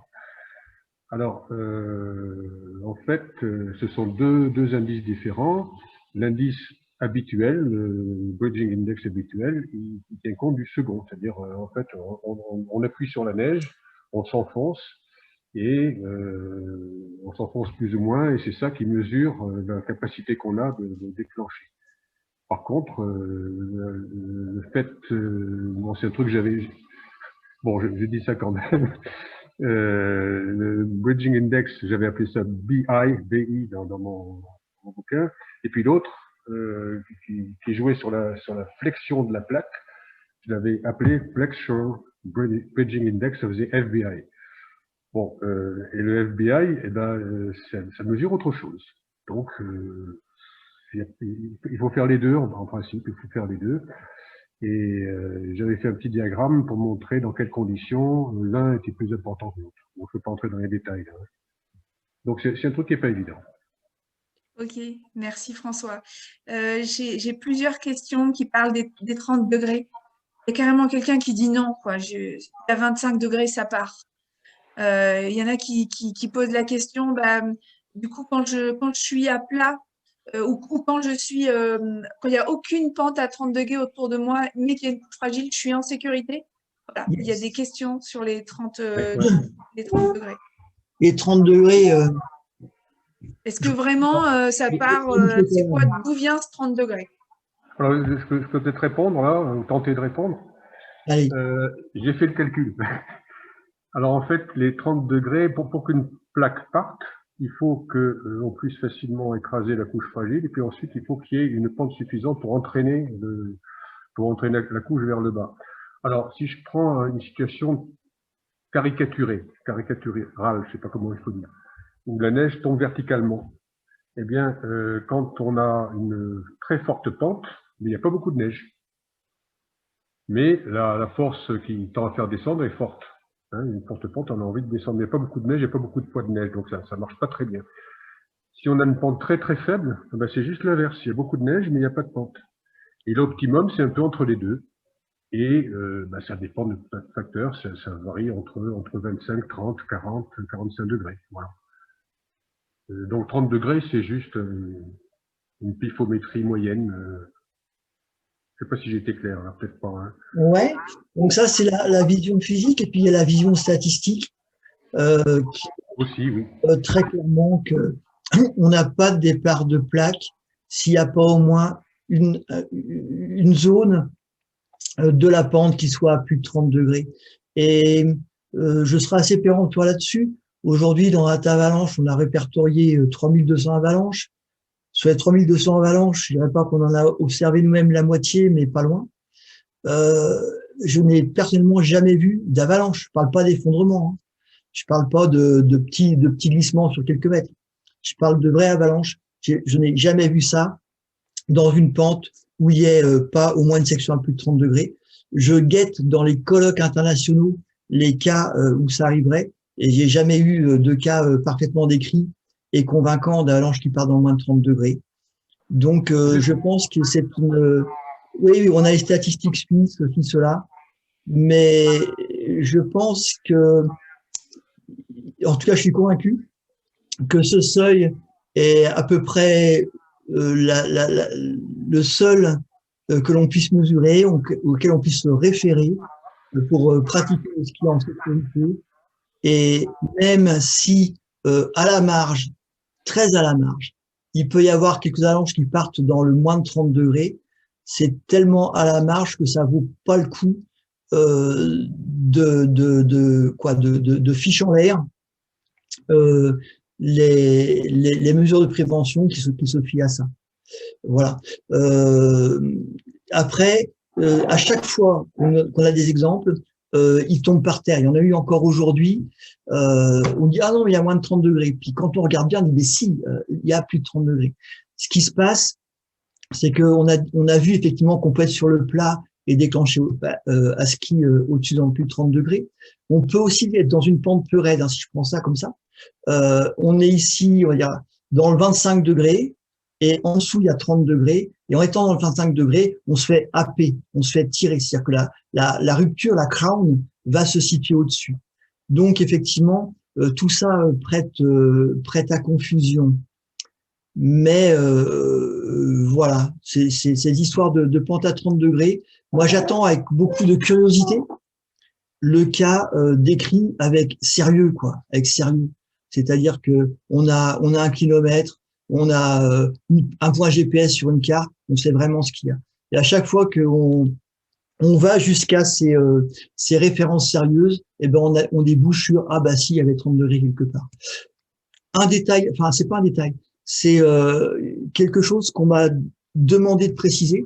C'est en fait notre ami le guide Michel Moreau, guide Mimi à Val d'Isère, qui m'a dit il faut quand même bien que tu leur dises que attention, comme les glaciers ont fondu, il y a certaines cartes, enfin des cartes en fait, les cartes IGN, le classique, où il n'y a pas moins de 30, où il n'y a pas plus de 30 degrés. Par contre, on va prendre comme ça, ouais, voilà. Par contre, avant il y avait pas plus que 30 degrés, mais maintenant que le glacier a fondu, eh bien, on a des zones à plus de 30 degrés qui apparaissent. Donc, attention à ces détails, attention à ça pour les préparations de course. Ceci dit, pour conclure, préparation d'une rando, préparation d'une course, l'étude rapide de la carte avec ces histoires d'inclination de pente, je reste personnellement convaincu que c'est la meilleure mesure de prévention. Et s'il vous plaît, allez pas raconter que ça part dans le moins de 30 degrés tant que vous m'avez pas fourni, à moi ou à d'autres, hein, des exemples concrets, des contre-exemples concrets, et puis aussi regarder ces stats. Encore une fois, vous allez me dire, il y a les statistiques suisses, ceci, cela, mais on sait jamais avec certitude où étaient faites les mesures, où était le SCUR, est-ce que c'est la rupture, etc. Voilà, c'était mon point de vue. Julie, tu as des questions Facebook? Oui, j'ai des questions notamment sur le terrain, par exemple. Est-ce que il est possible que des plaques se déclenchent en forêt? Qu'en est-il si la forêt est espacée ou resserrée? Est-ce que ça a une influence? Greg, on a l'exemple du Casset, par exemple. Remets ton micro, ouais. Ouais, je l'ouvre le micro. Donc oui, effectivement, il y a des plaques qui partent en forêt. Notamment les belles forêts de mélèze du Queyras, du Briançonnais, de ça, qui sont vraiment agréables à skier dans la poudreuse, qui sont des mélèzes un peu espacées. Et il y a des plaques qui partent là-dedans. Et c'est pas parce qu'il y a des arbres qu'il n'y a pas d'avalanche. Le fait qu'il y ait des arbres, on peut se dire qu'il y a... Enfin, c'est pas les arbres qui tiennent la neige, en tout cas. Voilà, effectivement, une forêt d'épicéas, monstre serré de ça, peut-être que ça va peut-être pas partir là-dedans, mais ça va être inskiable. En tout cas, on n'y va pas très souvent. Greg, tu vas skier où quand il y a 80 de puff? Je passe la frontière et je vais à Bardonnacca derrière, dans les mélèzes. Mais voilà, mais pas dans les pentes. Je vais pas trop dans le raid. Voilà, voilà. Attention à la forêt aussi. Ce qui me vient en tête, c'est les accidents hein, qu'on peut voir, où on peut avoir l'impression d'être à l'abri en lisière de forêt, parce qu'il reste des arbres. Mais on a des accidents catastrophiques qui sont produits comme ça, c'est-à-dire que le leader dit restez en lisière de forêt, moi je vais voir comment c'est. En fait, l'avalanche part plus large que prévu et concerne aussi la forêt. Bien savoir que quand une avalanche, même très importante, descend, elle ne détruit pas absolument tout. Curieusement, il y a des arbres qui tiennent. Donc, voilà, notamment attention aux lisières de forêt qui sont souvent explosées. Mais voilà, ce que je voulais te faire dire, Greg, c'est que quand il y a 80 de puff, tu vas skier en face, là, à Termignon, dans les épicéas, et t'es bien assez doué, tes copains aussi, pour skier dans les épicéas en sécurité. C'est bien ce qu'on cherche, non? Ah, on a peut-être un peu perdu Greg. On a un peu perdu Greg. Un peu perdu Greg, il est parti skier. moi, Attends, Greg a eu une coupure de courant. Greg a une coupure de courant. Ok. Il neige beaucoup ce soir, là, beaucoup plus que prévu. Et ça peut expliquer la coupure de courant de Greg. Ok. On est en haute moyenne. Voilà. Peut-être pour tenir notre timing, j'ai plusieurs questions sur les conditions actuelles. Est-ce que la pluie des jours là, qui vient d'arriver par percolation permet de modifier une couche fragile et de la rendre moins fragile? Et plus globalement, il y avait pas mal de questions sur comment évoluent les couches fragiles dans le temps et est-ce qu'une couche fragile, une fois qu'elle est là, c'est mort pour toute la saison? Ou est-ce qu'on peut espérer qu'il y a certaines situations, si oui, lesquelles, qui permettent de stabiliser, de potentiellement stabiliser ça? Et la question de la pluie des jours qui vient de se passer là revient. Ok. Bah, les conditions actuelles, c'est quelque chose qu'on suit de très très près. Et attention, nous aujourd'hui on était vers 2000 à Tignes, vers 2000 mètres d'altitude là, pour creuser, regarder. Et on a croisé pas mal de gens qui disent bon, alors avec ce redout, ça a tout stabilisé. Non, à 2000, ça a humidifié sur quelques centimètres. Ça a rendu la bonne poudre d'il y a une semaine difficile à skier, mais ça n'a pas stabilisé les couches fragiles enfouies. Donc, pour être très très clair, enfin autant que possible, l'épisode de pluie là à 1500, 1600 peut-être. Enfin, en tout cas, là où la pluie a vraiment imprégné le manteau neigeux, en effet, les couches fragiles ont été détruites ou en tout cas fortement perturbées, en tout cas suffisamment perturbées pour gêner les propagations de rupture, ça c'est clair. Et puis un peu au-dessus, il faut aussi savoir que la pluie donc imprègne la surface et ensuite descend par des cheminées de percolation. C'est-à-dire que l'ensemble du manteau neigeux n'est pas uniformément imprégné, mais juste des cheminées de percolation se forment. Donc oui, le réchauffement en général, la pluie en particulier, sont des facteurs de stabilisation. Une fois que le froid revient, bien sûr, hein, sur le coup, il y a des purges, c'est ce qui s'est produit la nuit passée, par exemple, de nombreuses purges à cause de la fonte. Mais partout, effectivement, où ça a fondu de façon significative, il y a une stabilisation qui va arriver derrière. Et là, justement, je dirais, c'est à vous de le vérifier. Vous à vérifier sur le terrain, est-ce que ça s'est humidifié, ça fait une croûte sur 2 cm et en dessous, c'est resté fragile. Ces genres de choses qui sont tellement dépendants d'effets locaux que c'est à vous de le vérifier. Et puis, dernière chose, il est courant de dire qu'une couche humidifiée ne peut pas redevenir fragile. C'est faux. N'importe quel skieur attentif peut s'apercevoir que un secteur est pourri, devient inskiable parce qu'une croûte s'est formée. Et puis, il s'aperçoit que en une semaine, 2 semaines, s'il y a du fort gradient qui revient, c'est-à-dire du beau temps, des températures froides en surface, cette croûte, elle s'effrite et elle redevient, entre guillemets, fragile. Donc, en résumé, oui, l'effet de la pluie a un effet déstabilisant dans un premier temps, et le froid qui revient là-dessus est stabilisant. Mais jusqu'à quelle altitude, quelle exposition? Encore une fois, je pense qu'il faut être confiant dans vos observations, à condition de bien vouloir se baisser, creuser un petit peu, planter son bâton. Allez, une toute dernière question. On nous pose justement comment faire pour planter le bâton, qu'est-ce qu'il faut ressentir, voilà. Et comment expliquer la méthode du planter de bâton? C'était une trop belle perche, Alain. Non, je passe à Greg, là. Planter le bâton, Greg. Comment on plante le bâton? Et ben, l'idéal, déjà, c'est de le retourner, c'est-à-dire de le tenir à l'envers. Donc, on prend le côté rondelle et on va le planter vers la poignée. Comme ça, il y a moins de résistance. Et il ne faut pas le planter comme ça en faisant des à-coups. Il faut le planter d'une manière assez régulière, mais assez ferme, pour essayer de vraiment sentir les différentes couches. Voilà un petit peu comment on plante le bâton pour essayer de repérer les couches fragiles. Voilà.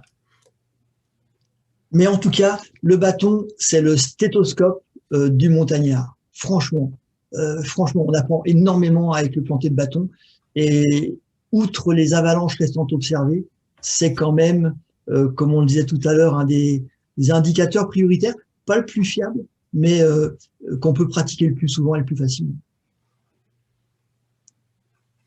Ok. C'est 22h02. On va arrêter avec les questions-réponses. Voilà, il y en a 186 qui n'ont pas eu de réponse. On va essayer quand même de... Cet été, on vous apportera des réponses pour l'hiver prochain. Et on laisse la parole à Greg qui va vous présenter le prochain After Eight. Ouais, rien d'extraordinaire, enfin, pas une grande présentation, juste pour vous dire qu'on a prévu d'en faire un. Alors normalement le 3 février prochain à 20h30, vous aurez la petite affiche qui se mettra sur le site de Data Avalanche ou sur Facebook, donc vous pourrez la trouver sans aucun problème. Et le sujet, ce sera de présenter cette méthode Crystal, qu'on a appelée Crystal, donc qui est la méthode de vigilance encadrée par 6 paramètres. En gros, c'est vraiment la suite de ce qu'on a vu aujourd'hui. Aujourd'hui, là, vous avez tous vu comment fonctionnait le déclenchement d'une avalanche, les couches fragiles. Et là, dans 2 semaines, ce qu'on va essayer de faire, c'est de voir comment on utilise ça. Ah, coupure de courant chez Greg. Coupure de courant chez Greg. Je prends la suite pour pas bouffer le timing. Il y avait une grande nouvelle qui nous réjouit tous à Data Avalanche. C'est que pour discuter de Crystal, on a eu le plaisir immense d'inviter avec succès notre ami Paul Bonhomme, voilà, qui va venir, qui va être notre premier invité After Eight Data Avalanche et qui se réjouit aussi de venir discuter avec nous. Et Paul va montrer comment il utilise cette méthode Crystal à la fois en tant que professionnel pour accompagner les clients en toute sécurité, et à la fois dans sa pratique absolument extrême du ski, puisque Paul est un des plus des skieurs actuels qui engagent le plus dans des descentes formidables. Il faut aller voir ses vidéos, Paul Bonhomme. Donc voilà, il va venir discuter avec nous de cette méthode Crystal le 3 février prochain, et j'espère que vous serez tous là. Super. Et voilà, moi je vais me reprendre. Je me suis fait la demi-plaquette quand même. Et puis, du coup, on se donne rendez-vous mercredi pour déguster du chocolat, mercredi 3 février prochain. Et merci à tous d'avoir été là et pour vos questions pertinentes. Voilà. Ok. À bientôt tout le monde. Puis, une toute petite conclusion. Sarah, tu veux? Vas-y, Alain, conclue. Une petite conclusion. Donc, juste pour remercier toute l'équipe là, qui est là, qui n'a pas là, qui fait, est-ce qu'on peut appeler ça un travail, je ne sais pas, mais en tout cas, on a énormément de plaisir à travailler ensemble et à échanger avec vous. Et puis, j'avais quand même préparé une toute petite conclusion un tout petit peu sérieuse, juste pour rappeler qu'il est facile d'être certain de la présence d'une couche fragile efficace et de la possibilité que le processus puisse aboutir. Par exemple, une avalanche vient de se produire, une couche fragile marche bien, on peut être certain d'un danger. Par contre, ce qui est beaucoup plus compliqué, c'est d'être certain de l'absence de danger, certain de l'absence de couche fragile, certain de la possibilité de déclenchement. Et ce constat doit être clair. On peut être certain que c'est instable. Par contre, être certain que c'est stable, c'est plus compliqué. Et voilà, je voulais conclure avec ça pour rappeler le principe d'incertitude et de prudence. Et puis rappeler nos compères aussi aux États-Unis, par exemple Bruce Trumper, qui nous dit que si le problème c'est la neige, et on a vu que ça peut être un problème, la solution c'est le terrain et le choix de ses pentes. Voilà, on a passé une super soirée avec vous. On a une question, Alain, est-ce que le chocolat diminue le risque avalanche? Ouais. En tout cas, ça permet de garder le moral. Ouais, peut-être qu'on est plus lucide, moins stressé. Et en fait, tout ce qu'on fait là, c'est aussi un petit peu pour contrebalancer ce que notre copain Paulo Grobel appelle le PHH, le PFH, c'est-à-dire le putain de facteur humain. Et voilà, c'est-à-dire que nous, on apporte un peu de technique pour essayer d'avoir des décisions rationnelles là où les choix sont déjà faits par notre inconscient. Donc le chocolat, je pense, ça fait du bien à l'inconscient. Le Voilà. chocolat, c'est la vie. On se dit au revoir, à très bientôt. Merci à tous. À bientôt tout le monde. Salut, ciao, ciao.